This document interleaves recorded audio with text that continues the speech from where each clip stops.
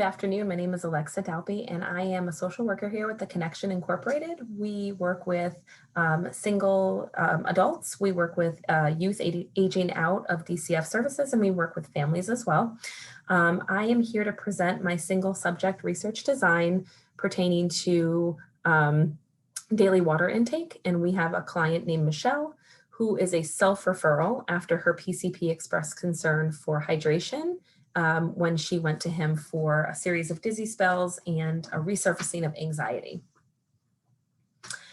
Let's see, I'm going to share my screen with you so that you can see what I see, and I have a PowerPoint presentation I hope you enjoy.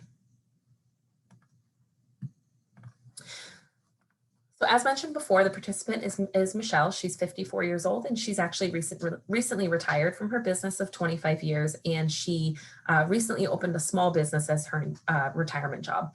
She was previously diagnosed with anxiety in 2000 after the birth of her 7th child. Using the Hamilton Anxiety Rating Scale, which we actually use during this study as well, since it's something she's familiar with. And she's recently experiencing dizzy spells after her PCP expressed concern for hydration. So she's experiencing a great deal of anxiety since starting her newest business venture. Currently, Michelle does not begin drinking water until about 11 a.m. And she's often rushing to drink more water at the end of the day. And her overarching goal is 64 ounces. As mentioned, she's self-referred and she's interested in non-medication treatment intervention at this time. So what I did was a study that lasted 12 days. Please keep in mind that the baseline is 4 days, while the intervention stage is the last 8 days of the study, which I will get into later.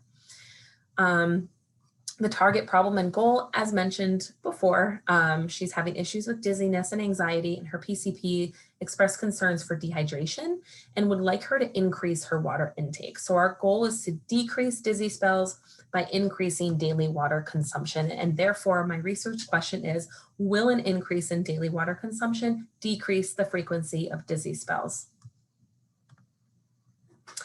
So the treatment and intervention, Michelle did plan to use an animated phone application with an alarm that alerts the participant when it's time to drink water. So there is actually an incentive. It's an animated drinking glass. And when you reach your goal of 64 ounces, it kind of virtually fills the glass, which is visually pleasing. And the participant can decide when and how often the alarms are set.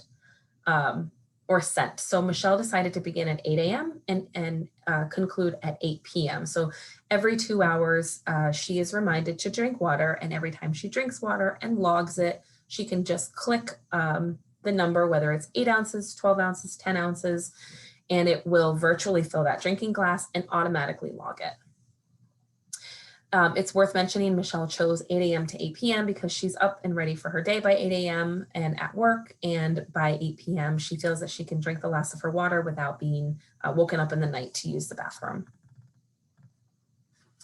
And the measurements used, as previously mentioned, back in 2000, Michelle was diagnosed with generalized anxiety disorder, and it was using the Hamilton Anxiety Rating Scale. So because she was familiar with this, we decided to use this on both days 1 and 12 of the study to see where she was at her baseline and to see how she did after using the alarm to increase her water consumption.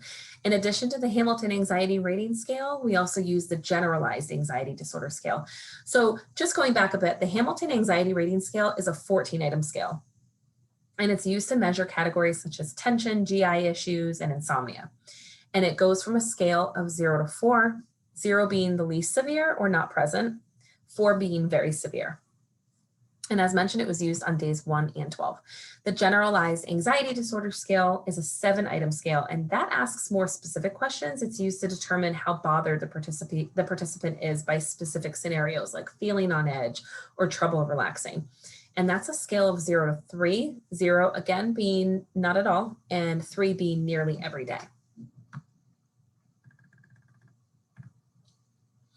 Before I dive into findings and specifics, I am noting that this is an A/B design that I chose for my research design, where A is the baseline, and this will demonstrate where Michelle is at with water intake and dizzy spells without any sort of intervention.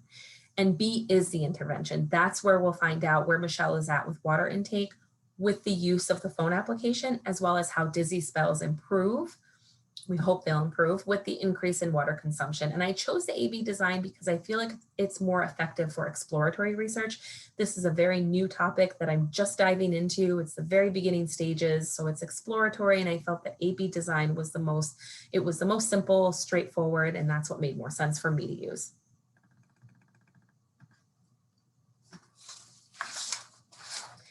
In terms of findings, so as expected on day one, when we used the Hamilton Anxiety Rating Scale, Michelle scored on the higher end with categories such as anxious mood, tension, and somatics due to blurred vision and dizziness.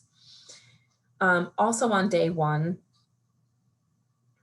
Michelle's generalized anxiety disorder was measured using the Generalized Anxiety Disorder Scale. And initially she tested high in most areas, but with lower scores in the areas of her feeling control over being worried. So that was really the only area she didn't test super high. Then that, again, that's on day 12, that's before any intervention.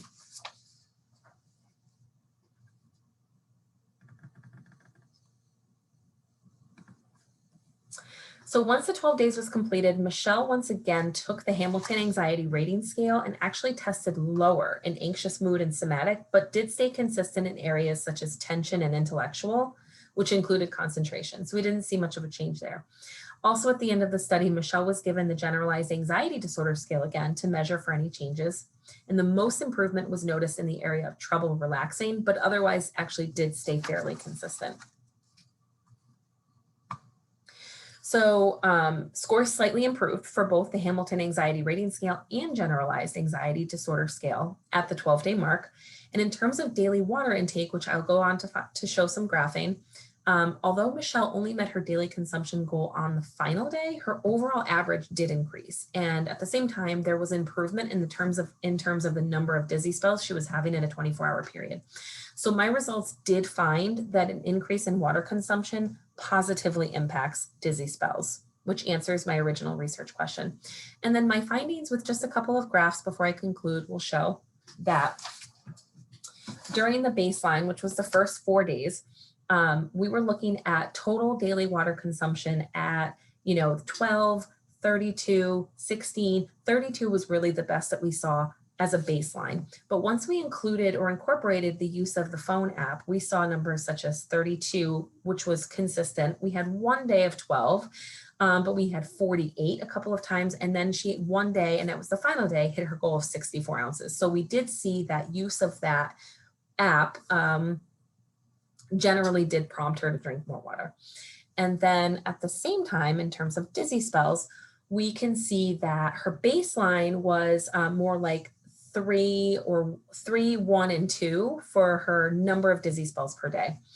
And I will note, and I would like you to point out that during the intervention phase, so at the same time that she was taking in slightly more water, but not a lot more, her dizzy spells actually pretty much stayed the same. However, towards the end of the intervention phase, when she did increase her water intake, we see fewer amounts of dizzy spells. And actually for 3 days in a row, we see only 1 dizzy spell. So in all, we do see an improvement due to the increase in water consumption.